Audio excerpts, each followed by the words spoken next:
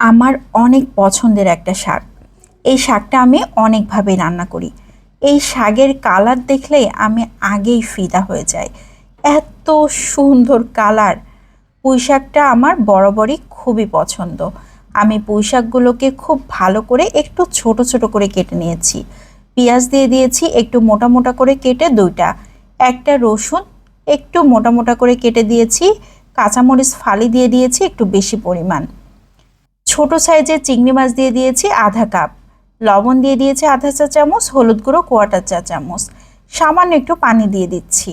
এখন ঢাকনা দিয়ে ঢেকে রান্না করব 5 থেকে 6 মিনিট। এরই মধ্যে শাক থেকে কিন্তু অনেকটাই পানি বের হয়ে গিয়েছে। এখন সব কিছু নেড়ে চেড়ে মিশিয়ে নিতে হবে। পুঁই শাকটা সিদ্ধ করতে একটু সময় লাগে, এই জন্য এই পানিটা লাগবে পুঁই শাক সিদ্ধ হতে।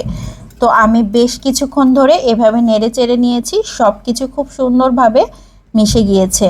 এখন ঢাকনা দিয়ে ঢেকে আবারও রান্না করে নিব 7-8 মিনিট। এরই মধ্যে পুঁই শাকের পানিগুলো কিন্তু একদম শুকিয়ে যাবে। তো পুঁই শাকের পানি প্রায় শুকিয়ে গিয়েছে, নিচে হালকা হালকা একটা রস রয়েছে। এখন অনবরত নাড়াচাড়া করতে হবে, তাহলে নিচেই যে পানি আছে সেটাও একদম শুকিয়ে যাবে। আমি আরও 5-6 মিনিট ধরে এভাবে নাড়াচাড়া করে নিয়েছি, পানি একদম শুকিয়ে গিয়েছে। এখন একটা সাইডে রেখে দিচ্ছি। এদিকে চুলাতে আরও একটা প্যান বসিয়ে দিয়েছি, সেখানে দিয়ে দিচ্ছি 4 টেবিল চামচের মতো সয়াবিন তেল। শাকে কিন্তু তেলের পরিমাণটা একটু বেশি দিতে হয়। এখানে গোটা জিরা দিয়ে দিয়েছি 1 চা চামচ, রসুন কুচি দিয়ে দিয়েছি 1 টেবিল চামচ, পেঁয়াজ কুচি দিয়ে দিয়েছি 2 টেবিল চামচ। এখন খুব ভালো করে ভেজে নিচ্ছি। যখন এরকম লাল লাল হয়ে গিয়েছে সে পর্যায়ে পুঁই শাকগুলোকে দিয়ে দিচ্ছি। এই পুঁই শাকটা এইভাবে ভাজি করলে এত বেশি মজার হয়, খেতে অসাধারণ টেস্ট লাগে। আর এখানে ছোট সাইজের চিংড়ি মাছ ব্যবহার করা হয়েছে, এজন্য টেস্টটা আরও দ্বিগুণ হয়ে গিয়েছে। আমি বরাবরই এইভাবে পুঁই শাকটা ভাজি করে থাকি, খেতে মাশাল্লাহ অনেক মজার হয়। আর যারা শাক খেতে পছন্দ করে না তারাও এই পুঁই শাকটা হলে অনেক মজা করে ভাত খেতে পারবে। আমার কাছে মনে হয় এই ধরনের শাক হলে আর কোনো তরকারির প্রয়োজন হয় না, এত বেশি টেস্টি হয়।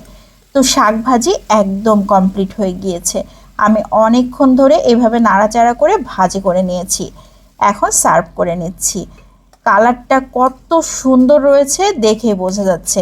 অনেকেই বলে শাকে হলুদ ব্যবহার করতে হয় না, তো আমার কাছে মনে হয় একটু হলুদ না দিলে কালারটা আরও কেমন জানি একটা দেখা যায়, এজন্য আমি সামান্য একটু হলুদ ব্যবহার করেছি।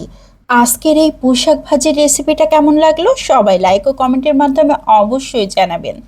বিদায় নিয়ে নিচ্ছি, সবাই ভালো থাকবেন। আসসালামু আলাইকুম।